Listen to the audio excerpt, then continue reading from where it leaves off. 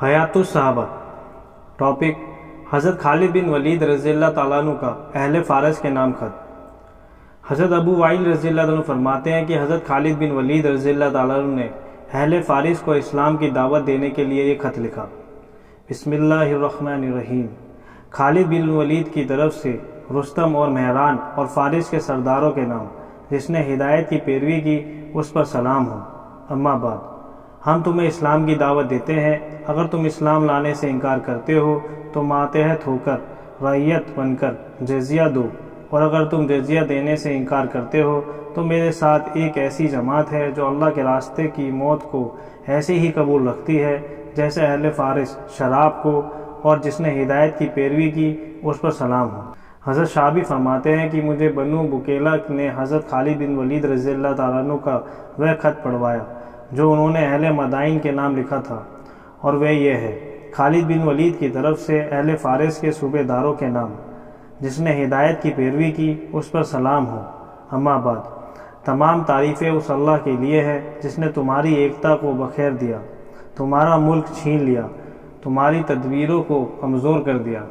لکھنے کی اصل بات یہ ہے کہ جو آدمی ہماری طرح نماز پڑھے گا، ہمارے قبلے کی طرح منہ کرے گا اور ہمارے ہاتھوں کا ذبح کیا ہوا جانور کھائے گا، وہ مسلمان شمار کیا جائے گا۔ اس سے بھی وہ حقوق ملیں گے جو ہمیں حاصل ہیں، اس پر بھی وہ تمام ذمہ داری آئیں گی جو ہم پر ہیں۔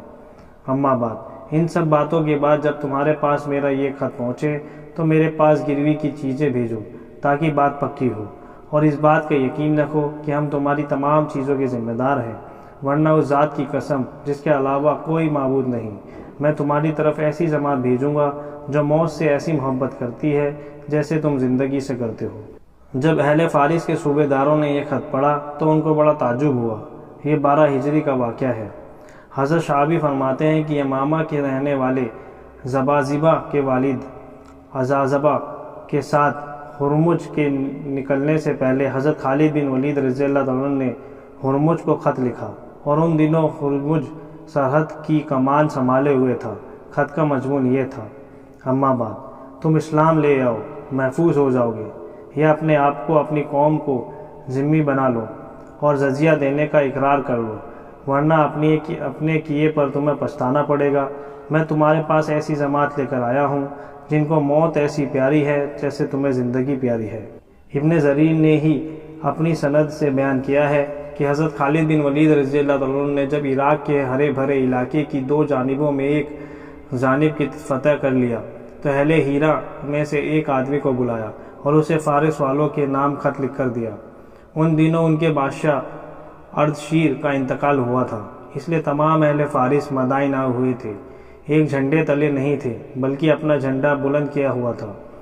صرف بہمن زازوے کو ان لوگوں نے لشکر کے آگے کچھ حصہ دیکھ کر بحیثیر شہر میں ٹھہرایا ہوا تھا۔ بہمن زازوے کے ساتھ عزازبہ اور اس جیسے اور بھی سردار تھے۔ حضرت خالد نے سلوبہ شہر کے ایک آدمی کو بلایا، ان دونوں کو 2 خط لکھ کر دیے، ایک خط خاص سرداروں کے نام، دوسرا عام سرداروں کے نام۔ دونوں قاصدوں میں سے ایک تو ہیرا کا مقامی باشندہ تھا اور دوسرا نبطی تھا۔ نبطی وہ غیر عربی لوگ ہیں جو عراق میں آباد ہوئے گئے تھے۔ حضرت خالد نے ہیرا والے قاصد سے پوچھا، تمہارا کیا نام ہے؟ اس نے کہا، مرہ، جس کا ترجمہ تلخ اور کڑوا ہے۔ اس کے نام سے فال لیتے ہوئے حضرت خالد نے کہا، یہ خط فارس والوں کے پاس لے جاؤ، یا تو اللہ تعالیٰ ان کی زندگی کو تلخ کر دے گا یا وہ مسلمان ہو جائیں گے۔ اور سلوبہ شہر والے نبطی قاصد سے حضرت خالد نے بھی پوچھا، تمہارا کیا نام ہے؟ اس نے کہا، ہجکیل۔ اس کے نام سے فال لیتے ہوئے حضرت خالد نے کہا، یہ کتاب لے جاؤ اور یہ دعا کی۔ ترجمہ: اے اللہ فارس والوں کی جان نکال دے۔ ابن جریر کہتے ہیں کہ ان دونوں خطوں کا مضمون یہ ہے: بسم اللہ الرحمن الرحیم۔ خالد بن ولید کی جانب سے فارس کے راجاؤں کے نام۔ اما بعد، تمام تعریفیں اس اللہ کے لیے ہیں جس نے تمہارا نظام خراب کر دیا ہے اور تمہاری تدبیر کو کمزور کر دیا ہے اور تمہارے شیرازے کو بکھیر دیا ہے، اور اگر وہ تمہارے ساتھ ایسا نہ کرتا تو تمہارے لیے بہت بڑا فتنہ ہوتا۔ تم ہمارے دین میں داخل ہو جاؤ، ہم تمہیں تمہارے علاقے میں رہنے دیں گے، اور ہم تمہارے علاقے میں سے گزر کر آگے کے علاقے میں چلے جائیں گے۔ ہمارے دین میں خوشی خوشی داخل ہو جاؤ، نہیں تو تمہیں مجبور ہو کر ایسی قوم کے ہاتھوں دب کر ہمارے دین کو ماننے والا بننا پڑے گا جن کو موت ایسی پیاری ہے جیسے تمہیں زندگی۔ بسم اللہ الرحمن الرحیم۔ خالد بن ولید کی جانب سے فارس کے صوبے داروں کے نام خط۔ اما بعد، تم مسلمان ہو جاؤ، محفوظ ہو جاؤ گے، اور اگر مسلمان نہیں ہوتے ہو تو ذمہ بننا قبول کرو اور جزیہ ادا کرو، ورنہ میں تمہارے پاس ایسی قوم لے کر آیا ہوں جن کو موت ایسی پیاری ہے جیسے تمہیں شراب پینا۔